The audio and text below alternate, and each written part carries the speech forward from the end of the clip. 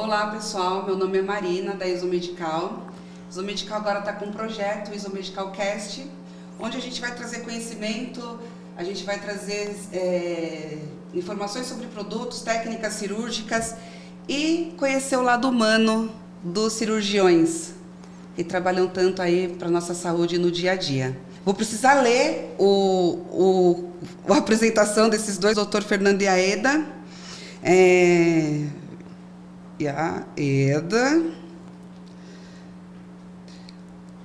Dr. Fernando e Aeda de Mello trabalha com cirurgia geral e cirurgia oncológica, formado pela Universidade Federal do Paraná, com especialização em cirurgia geral na Santa Casa de São Paulo e cirurgia oncológica no Hospital de Câncer de Barretos. Pós-graduado em cirurgia minimamente invasiva e cirurgia robótica. Mestrado em biotecnologia médica na Unesp.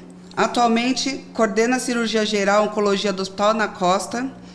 Coordenador da residência da cirurgia geral do Hospital Ana Costa. Hospital Casa de... Está operando hoje, e muito, na Casa de Saúde Santos, Hospital Samaritano em Higienópolis, Hospital Brasil em Santo André. É cirurgião oncológico no grupo Oncoclínicas. Um prazer enorme receber o senhor aqui, doutor Aeda. Um prazer, assim, imenso mesmo, e a minha admiração pelo senhor. Aqui do outro lado, não menos importante, doutor Pedro Castella, formado pela Faculdade de Ciências Médicas de Santos, cirurgia geral no Hospital Ana Costa, cirurgião oncológico pelo Hospital de Câncer de Barretos e opera junto com o doutor Aeda nos hospitais da Baixada também.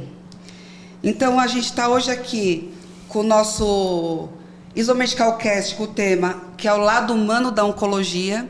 Quer trazer um pouco para o pessoal como que vocês chegaram até aqui, da época que vocês começaram a medicina e o que trouxe essa paixão, porque tem que ser apaixonado, né? Para uma especialidade dessa, eu falo por causa própria, né? Eu tive um diagnóstico de câncer, então, assim, sei que vocês são pessoas especiais mesmo. E, por isso, o meu primeiro podcast, eu fiz questão que fosse com cirurgiões oncológicos, tá? Então, eu queria, assim, saber o que atraiu em vocês a especialidade oncologia. Eu posso começar, Pedro? Por favor. Marina, primeiramente, obrigado aí pelo convite. Eu que me sinto lisonjeado aí por participar. E realmente assim, a medicina sempre foi uma escolha que não tinha uma outra opção na minha vida, além de fazer medicina. Sempre quis ser médico. E o gosto pela oncologia surgiu durante a faculdade. Em Curitiba, onde eu fiz faculdade, tem um hospital que é referência nacional, chamado Erasto Gettner. E lá eu comecei a fazer estágio no hospital oncológico desde o segundo ano da faculdade. Então, fui do segundo ao sexto ano da faculdade fazendo estágio nesse hospital oncológico. Então, nesses estágios que eu acabei vendo que é isso que eu queria para a minha vida. Então, é isso que eu gostava, porque tem uma diferença entre você ser um cirurgião geral e ser um cirurgião mais voltado para a área de oncologia, que é a proximidade, o link que você cria com o paciente. Isso é uma coisa eterna, não é uma coisa tão passageira quanto você ter um vínculo de uma cirurgia, uma hérnia, uma vesícula. Você cria um vínculo com o cirurgião de uma forma um tempo muito curto, que é o tempo da cirurgia, pós-operatório, está tudo bem, alta, tchau, você nunca mais vai ver esse paciente. Mas um paciente oncológico, você cria um vínculo... Com a família, inclusive, né? Um vínculo com o paciente e com a família, que isso é para o resto da vida. E eu gosto de ter esse vínculo, essa proximidade. Isso, para mim, isso me deixa muito... uma gratificação muito grande para mim, de ter esse vínculo e ter esse feedback dos pacientes, da família. Então, esse tipo de relação que me estimula a atuar como médico, atuar como cirurgião. É esse vínculo que se cria. Então, eu vi que eu gostava muito disso. Eu acho que quando a pessoa ouve essa palavra câncer, né, tem um significado muito pesado. E acho que pra gente tem essa possibilidade de ser uma forma de alívio, de conforto. Isso que me atrai também nessa área, né? De mostrar que existe um caminho a percorrer e que a gente pode ajudar nesse caminho, né? Acho que é aí que cria o vínculo. Completando até o que o Pedro está falando, você, na verdade, se sente realmente útil, porque você realmente está ajudando uma pessoa que está precisando. E é o perfil, né? Não é falando de outras especialidades, pelo contrário. Não só o paciente, né? A família também, né? Você se sente extremamente útil, que você está realmente ajudando alguém que está precisando. Eu sei bem como é. Aí, assim, quando vocês têm... Não era nenhuma... Era uma pergunta que... Peguei algumas perguntas que as pessoas me mandaram, mas vou até adiantar uma pergunta aqui. Como lida... tem esse lado muito bom, né? Que é você saber que está salvando uma... Que é quando a pessoa recebe o diagnóstico, parece que você está recebendo uma sentença de morte. Sim. É uma coisa muito ruim para quem recebe, né? E para a família. A pessoa nunca sabe... sabe o diagnóstico, mas não sabe qual vai ser. Vocês até sabem, desfecho, mas né? De olhar vocês sabem, mas quem está recebendo não tem a noção do que está por vir. Quando está tudo bem, acontece, é realmente gratificante. A minha pergunta é, como vocês lidam quando você tem um paciente que você está em tratamento e realmente o prognóstico não é bom? Como que vocês fazem com a família ou até como vocês mesmos, né, lidam com isso? Porque, vamos falar assim, a gente está falando de vínculo. De repente, é uma pessoa que você já tem um vínculo, já tem um carinho, já tem aquele cuidado e o prognóstico não é bom. Como que vocês lidam com isso? Assim, leva para casa, consegue deixar no hospital, fala com a família, fala a verdade para a família, olha, a realidade é essa, como que é? São muitas perguntas, né? Dá para ficar aqui 5 dias falando, mas... É muito difícil deixar só no hospital, né? Um pouco acaba indo a preocupação casa, acaba indo para todos os locais, né? Mas eu acho assim, primeiro, eu sempre gosto de ter uma conversa clara, né? Com a família nessas situações e explicar realmente o que está acontecendo e o que a gente tem de caminho, de cenários, tá, né? Traçar os cenários possíveis e também dar o espaço para a família colocar o que eles têm e o próprio paciente muitas vezes, né, de aflição ou o que eles realmente gostariam de saber, né? Eu acho que são as duas coisas, eu levando a informação e a família tendo o espaço para colocar os receios ali deles, né? O próprio paciente. E o dever do oncologista, ele não é... A gente tem as evoluções que são boas, o paciente fica curado, ótimo, isso. beleza, a gente fica feliz, sim. Mas assim, tem aquelas situações que a gente já, de início já é grave ou se torna, tem uma progressão sim, de doença e se torna uma doença incurável. O papel do oncologista, do cirurgião oncológico, na verdade, eu acho que é até mais importante nessas situações de acolher a família, acolher o paciente e dar opções para esse paciente de tentar prolongar a vida dele com um mínimo de qualidade de vida. Acho que é dignidade, evitar sofrimento, sofrimento tanto do paciente quanto da família. Sim. Tá lá para acolher realmente, para explicar o que está acontecendo e comemorar junto com o paciente, com a família, cada passo, cada vitória que você tem dia após dia. Eu sempre falo para os pacientes assim e para as famílias, não faça planos muito lá para frente. Cada dia é um dia, cada dia é uma vitória, cada conquista que você tem num dia, isso deve ser comemorado, porque o dia que será o fim, que a doença vai acabar vencendo, ninguém sabe. Sim. Que dia que vai ser. Mas até lá, o nosso objetivo é te dar qualidade de vida. Que você viva com qualidade de vida, com dignidade, que nem o Pedro falou. O nosso objetivo, na verdade, é nesses pacientes que são paliativos, que têm uma doença que não é incurável, é dar o mínimo de condições de vida para esse paciente, para que ele tenha uma vida digna e também uma passagem digna, né? Sim, é muito legal ouvir isso, porque é um ensinamento para a vida, né? Se você imaginar, por que a gente, claro que como diretora de uma empresa, eu faço planos futuros, óbvio, vocês também, todo mundo faz.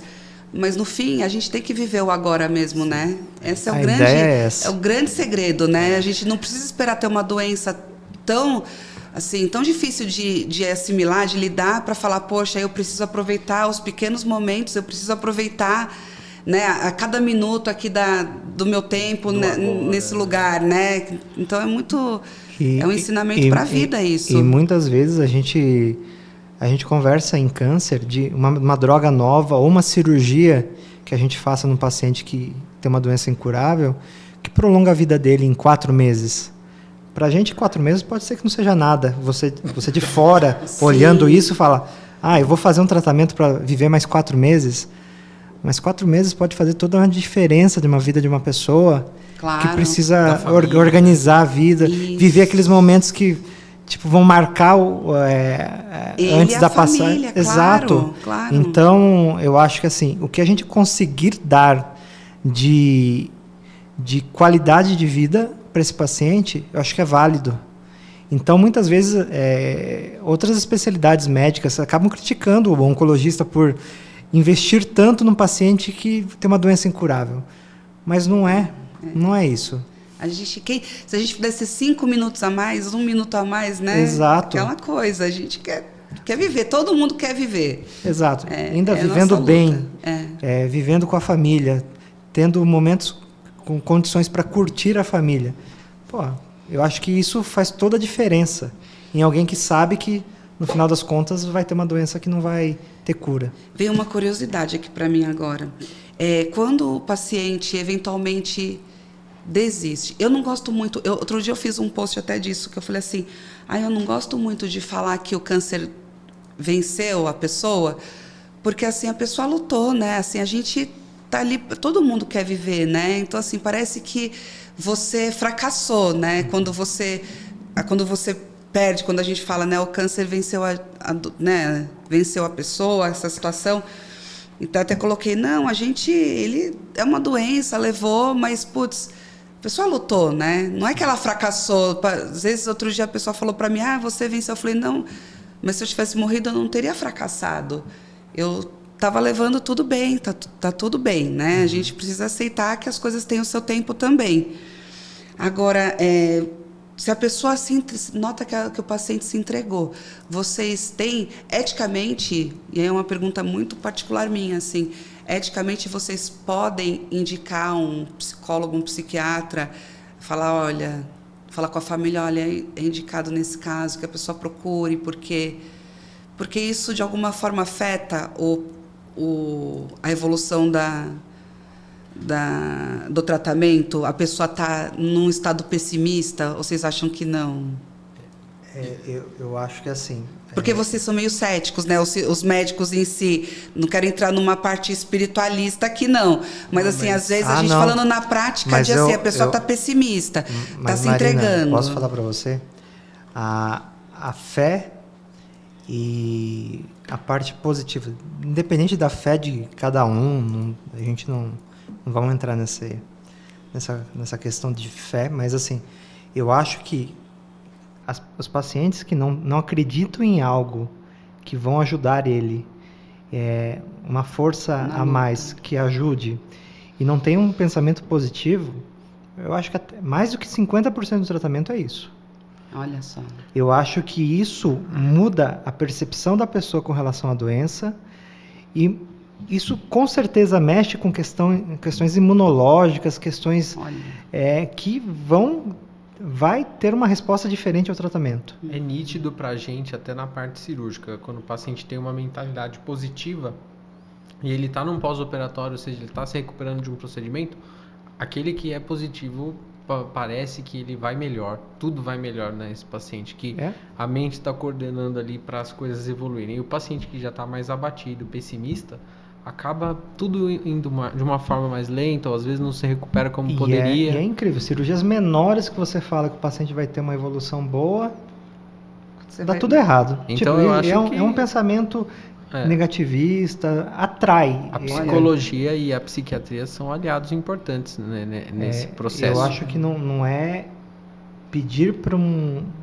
psiquiatra ou um psicólogo acompanhar.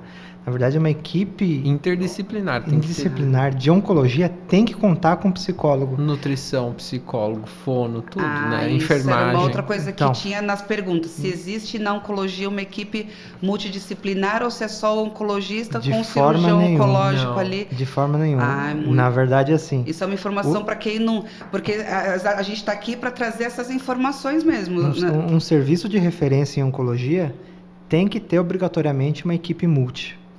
Uma equipe que atue no paciente de forma completa, porque só o médico vai focar, o oncologista clínico, que é o que faz as quimioterapias, vai focar mais na área das medicações, o cirurgião mais na área cirúrgica, mas se não tiver um psicólogo, um nutricionista, uma físio, enfermagem, fono, todas as áreas envolvidas nesse paciente, você não consegue tratar de forma adequada um paciente oncológico. O paciente oncológico envolve... É complexo, né? Envolve uma gama de necessidades que é impossível o médico suprir isso, principalmente, pela gente não ter formação para isso, e 2, porque as necessidades desses pacientes são elevadíssimas. Essa semana eu estava com uma estomaterapeuta que eu gosto muito e ela falou que trabalha com vocês e que adora vocês. Eu falei, eles têm um estomaterapeuta na equipe, Sim. né? Muito porque precisa... Eu que trabalho na área... É o nosso braço direito. Então, eu trabalho na área... Conversei com a Andressa, o nome dela é maravilhosa. Assim, eu trabalho na área, eu falei, estomaterapeuta com oncologia, não imaginava que vocês estavam trabalhando juntos. E ela falou, tô sempre com eles. Sim. Falei, olha que loucura. E eu que sou da área não... ela é enfermeira também, né? Isso. E com a especialização em estomoterapia. Então ela cuida das colostomias, das ileostomias e dá todo o suporte, porque para um paciente colocar ali o intestino, né, um estoma de eliminação é um impacto, exige uma série de adaptações de vida, né? Então ela auxilia a gente a cuidar do paciente também. A gente não imagina, sentido. né? Quantidade de pessoas por trás ali para deixar com que o paciente, nós pacientes, né, fique porque bem. Se você não fizer isso, você está fazendo na verdade, um serviço incompleto. Tá. E muitas vezes é isso que vai fazer falta para a evolução do paciente. Em algum momento vai falar, se tivesse aqui, não ia ter tido uma infecção, não ia ter tido alguma coisa nesse sentido, né? Exato. Então, assim, vários profissionais olhando para as suas respectivas áreas, né? E aí focando no paciente, que é quem precisa do auxílio. Teve algum caso, assim, que marcou? Algum paciente que marcou, assim, na vida? Marina, tem vários. Vários. Algum assim... Tem casos emblemáticos assim de pacientes que realmente a gente abraça o paciente, a família, e teve um paciente que ficou comigo internado 8 meses no hospital, um pós-operatório que complicou com uma recidiva, neoplasia na parede, fístula, tudo. O dia que a gente conseguiu dar alta para esse paciente, foi uma festa, o hospital inteiro lá, o andar inteiro, decoraram o andar para ele ir embora, tal. Difícil não se emocionar, né? Então você fala, pô, vitória, legal. Tem também os casos que a gente fala, como que aconteceu isso? Por que esse paciente evoluiu dessa forma? E a gente fica sempre relembrando martelando o que a gente poderia ter feito diferente, ou o que poderia ter feito para mudar esse prognóstico, tudo, mas cada um acaba marcando de uma forma diferente, sabe? Você acaba tendo, porque cada caso que você mexe envolve, que a gente já estava falando, envolve uma família por trás, envolve um paciente que está abalado, então é o paciente que tem um filho pequeno, exato, né, que quer, né? Isso é importante, eu ia tocar nesse assunto. Um dos casos que mais me marcou foi uma paciente jovem, de 40 anos, e ela tinha um câncer de cólon com metástase avançada já no fígado, e ela chegou já na internação muito grave, né? E infelizmente o caso dela não era um caso cirúrgico e também não haveria possibilidade de tratar naquele momento. Mas ela olhou para mim e falou: doutor, eu só queria ajuda para que meus filhos pequenos venham para o hospital porque eu quero vê-los. E aí essa foi a minha ajuda no caso dela, entendeu? Eu organizei para que as 2 criancinhas dela, um de 5 e 6 anos, fossem lá para visitá-la, né? Então Exato. eu consegui proporcionar a vontade dela naquele momento e que acabou sendo o momento final dela, né? Sim. Então isso a gente leva para casa, né? Não tem como. Então essas Voltamos coisas. no aproveite o momento, né? Voltamos no aproveite exato, hoje. O que pra gente pode ser que não seja nada, né? Tipo, Foi muita coisa para ela. Né? Pra ela, provavelmente foi Foi o que ela queria. Pra ela descansar em paz. Sim. Então, valorizar cada momento, valorizar o que seu paciente fala, E valorizar equipe, o que né? a família fala, porque... A equipe multi. Né? Isso precisa ser valorizado. Nessa situação, eu contei com a ajuda da psicologia para receber as crianças, contei com o apoio da enfermagem para poder auxiliar ali em toda aquela estrutura, claro. na entrada. Então, a equipe é importante. E nessas, entrando assim no modo medicina, como que hoje vocês estão vendo essa evolução, né, na medicina? Porque a gente tem muito medicamento, muito material também cirúrgico, né? Muita coisa acontecendo muito rápido, né? Com a velocidade da luz as coisas acontecem, né? Como que vocês fazem assim para conseguir se atualizar com tanta informação? É através de congresso, através de curso? Porque assim, até os mais experientes estão em aprendizado constante, né? A partir do momento que vocês decidiram ser médicos, cirurgiões e tal, vocês não param de estudar. Como que vocês buscam isso, assim, em 2025, com tanta tecnologia e tanta informação, inclusive equivocada às vezes, né? Que a gente tem hoje em rede social, muita coisa né?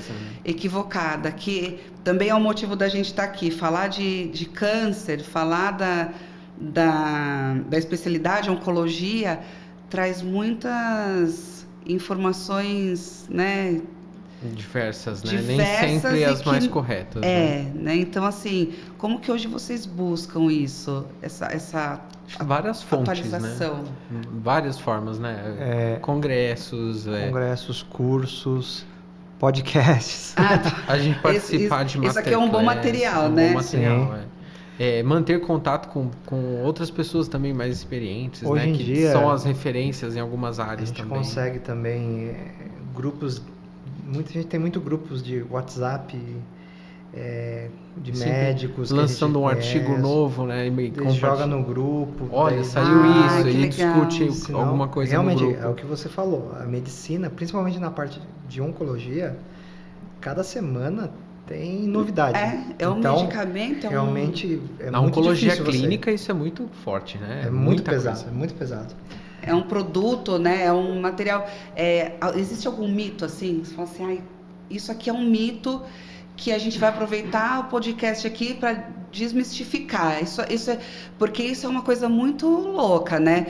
A menina me perguntou hoje, grávida, a pessoa com câncer pode engravidar? Pode. Essa foi uma pergunta que coloca no seu podcast se uma pessoa com câncer pode engravidar.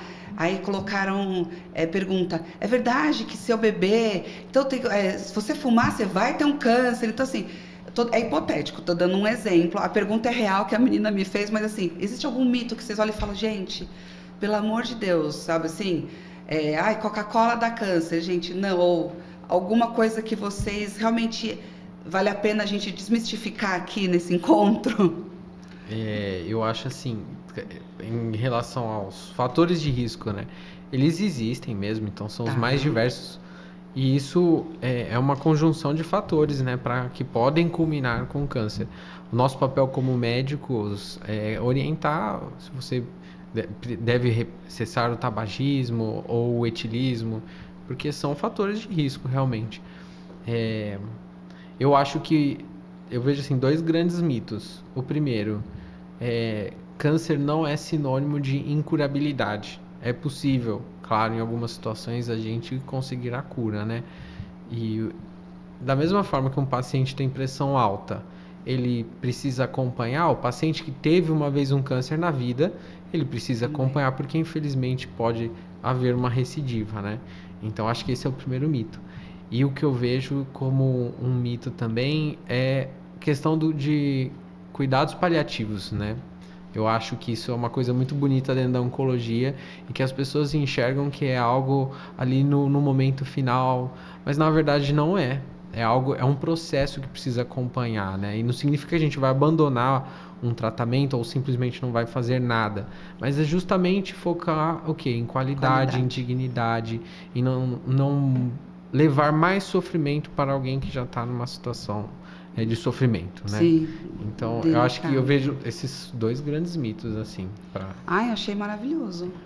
Muito bom. Essa questão de ser paliativo e a questão do câncer, né? De você poder... da questão da recidiva, né? Sim. Não necessariamente você vai ter uma recidiva. Não necessariamente. Se você teve... Eu falo isso porque, por exemplo, qualquer dor que eu sinto, eu falo, meu Deus, a gente fica, viu? Sim. A gente é ser humano, a gente fica um pouco preocupado, neurótico. né? A gente fica meio neurótico. Mas eu acho que a preocupação é importante. Eu já quero fazer uma colono, porque eu falei, nossa, eu acho que eu tô com uma dorzinha aqui, já quero fazer uma colono para ver se tá tudo bem com o intestino. Eu acho que assim. Depois a Pretagil, né? Sim. Mas assim, as pessoas têm que, complementando o que o Pedro falou, tem que realmente acabar com essa história de que câncer é igual a morte, óbito. Não é.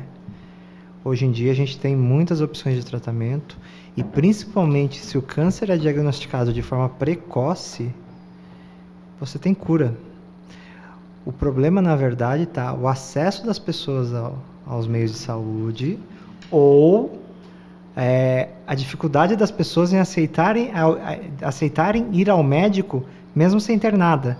Por quê? Você precisa ter um médico, fazer exames de rotina. Preventivo é melhor. Prevenção. Isso, exatamente. A palavra aí é prevenção. As pessoas... Nem sempre o corpo avisa. E na verdade... quando avisa, já está muito avançado. Exatamente. Isso. Então, a ideia da prevenção é extremamente importante. Se você consegue fazer diagnóstico precoce ou antes de surgir um câncer, ok, você se livrou. Mas como que você faz isso? Fazendo segmento adequado, prevenção. Existem doenças, existem tumores que são perfeitamente preveníveis com exames simples. Câncer de mama, mamografia, colo de útero, Papa Nicolau, neoplasias de cólon, fazendo a colonoscopia, né? Próstata, fazendo segmento urológico. Então, são tumores que são os mais frequentes e a gente pode prevenir que uma pessoa tenha. Ou se diagnostica o paciente com um tumor, diagnostica com ele precoce. Porque é o que o Pedro falou. Geralmente, quando você tem sintomas, é porque é uma doença avançada. É uma doença que já cresceu. Sim. Então, aí sim, realmente as chances de cura vão caindo. E o protocolo seria uma vez por ano, por exemplo. Depende. Porque assim, a gente não vai falar para uma criança, faça exames de rotina, óbvio.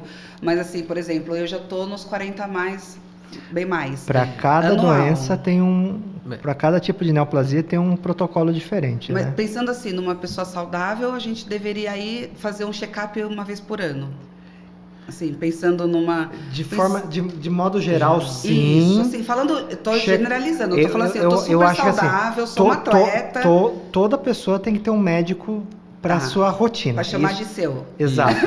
Isso é o ideal. Tá. Geralmente, a mulher fica ligada ao ginecologista, né? O homem geralmente não tem. Isso, o tigre, tá? É o tigre. Deixa para depois. Mas geralmente o ginecologista acaba sendo o generalista da mulher, né?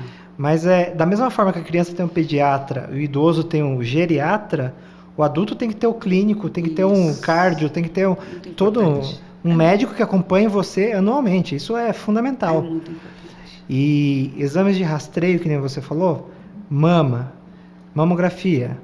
Papa Nicolau e essas coisas. Papa Nicolau, a partir começou a atividade sexual, já tem que fazer exame. Mamografia, a partir dos 30, 35 anos, começar a fazer mamografia. Colonoscopia, até caiu a idade ali. Agora, 40, 45 anos, já é ideal que você faça colonoscopia. E a gente Então, sempre fazer considera antes. perdão, cortei. A gente sempre considera o risco também, né? Se é um risco mais elevado, porque tem um histórico familiar, aí a gente ajusta o rastreamento preventivo para isso é também. muito rápido, às vezes, né? Claro.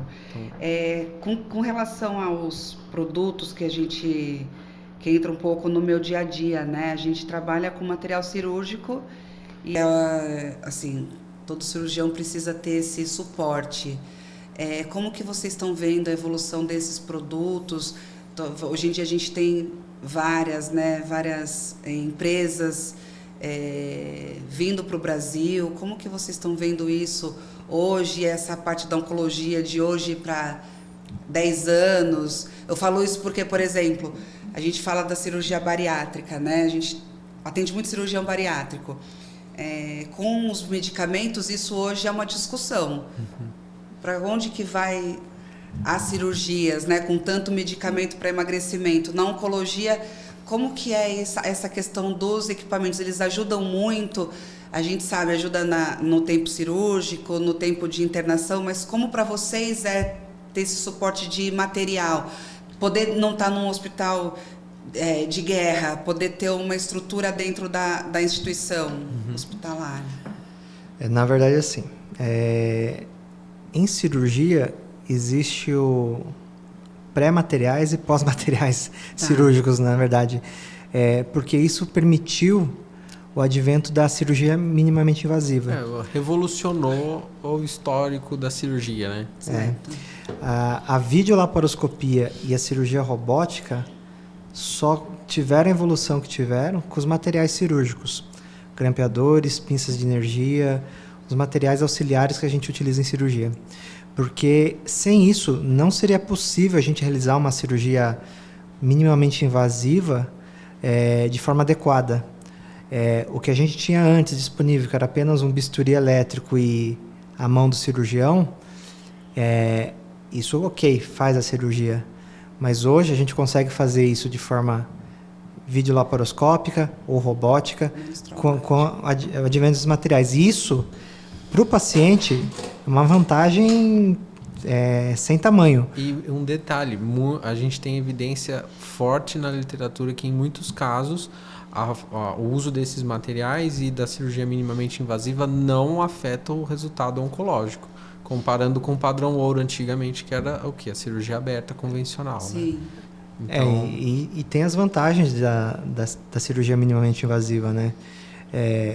Geralmente o paciente tem menos dor no pós-operatório, menor tempo de internação, tem menos sangramento durante a cirurgia, diminuição do tempo cirúrgico. E diminui o risco de infecção, porque diminui o tempo cirúrgico. Não tem as complicações da incisão que você fazia. Aquelas cicatrizes enormes. Vocês fazem cirurgias enormes com... Grandes incisões, grandes cirurgiões. Já caiu por terra. Caiu por terra. O paciente retorna mais rápido para o seu trabalho. Então, isso movimenta o mercado de trabalho também, porque esse paciente fica menos tempo afastado. Então, é uma somatória de vantagens que isso só foi possível com o advento dos materiais, principalmente grampeadores e pinças de energia. Sem isso, a cirurgia não poderia ter evoluído da forma que evoluiu.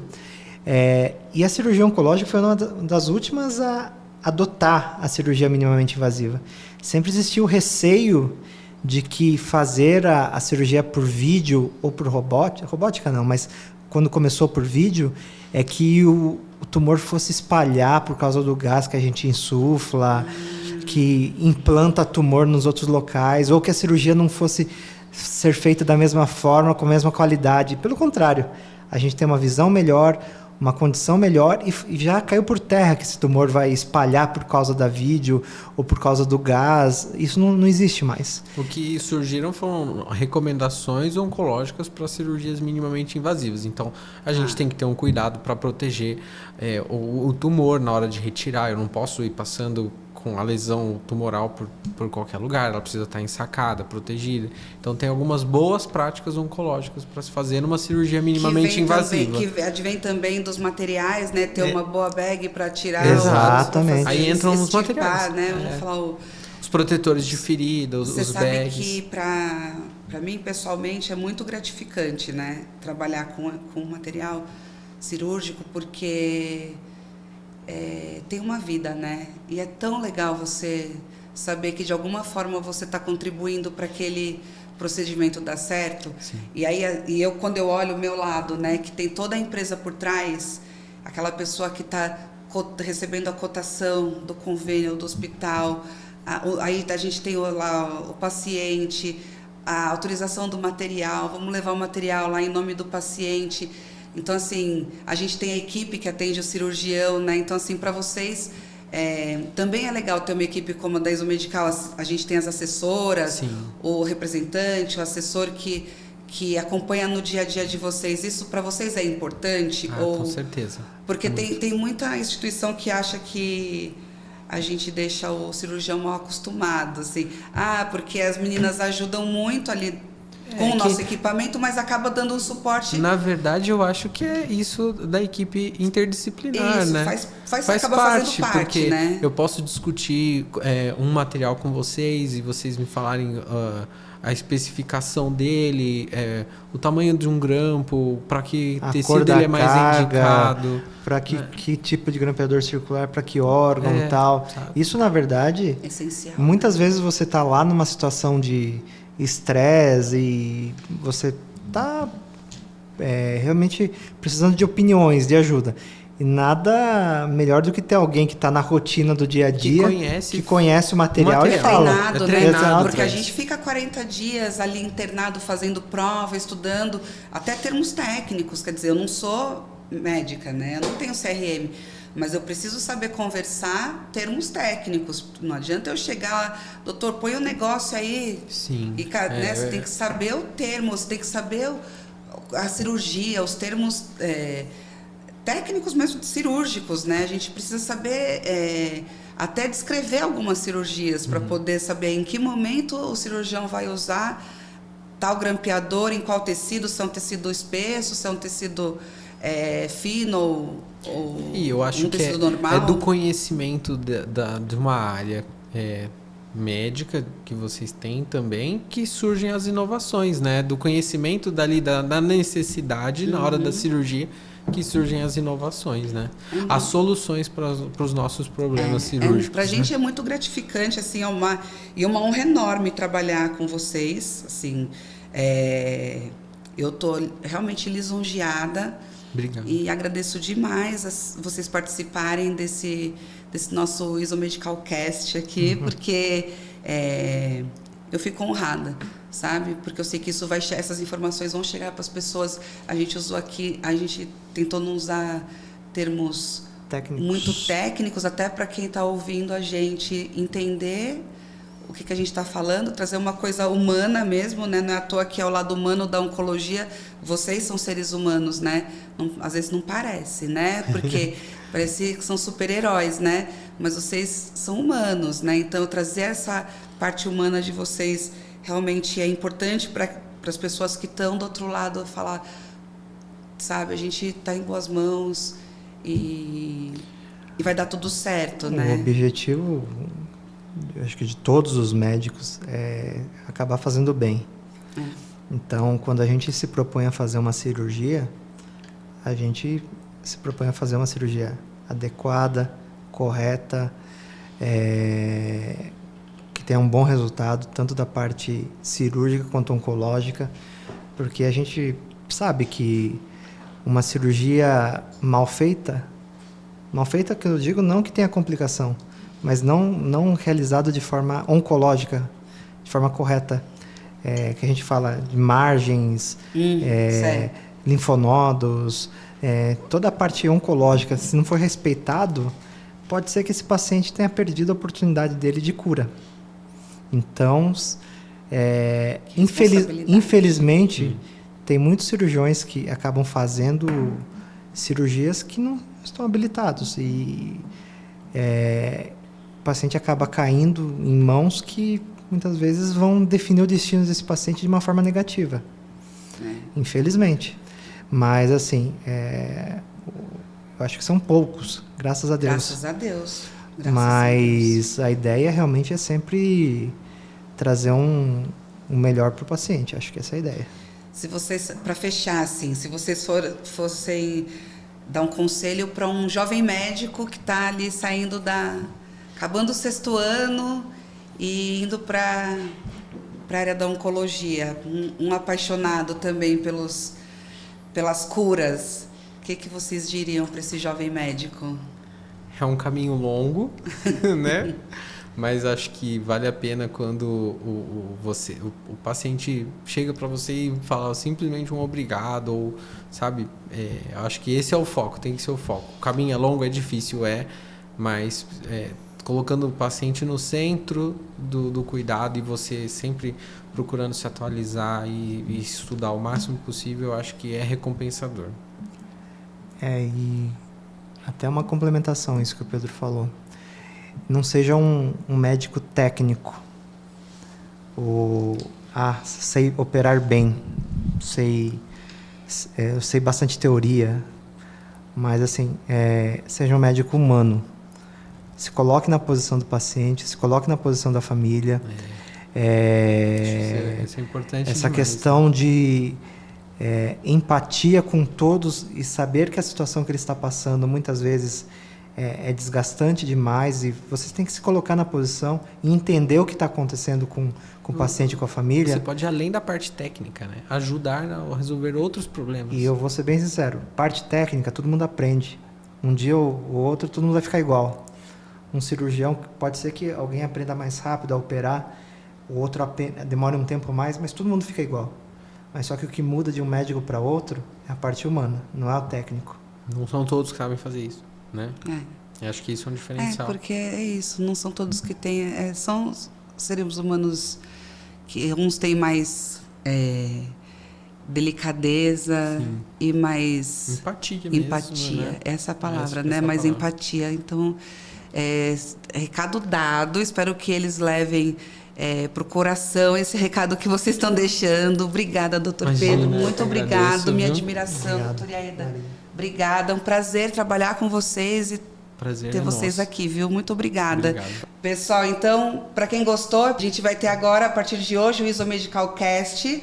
Segue lá, dá seu like e que o próximo episódio a gente vai ter mais informações e mais conteúdo médico e cirúrgico para vocês.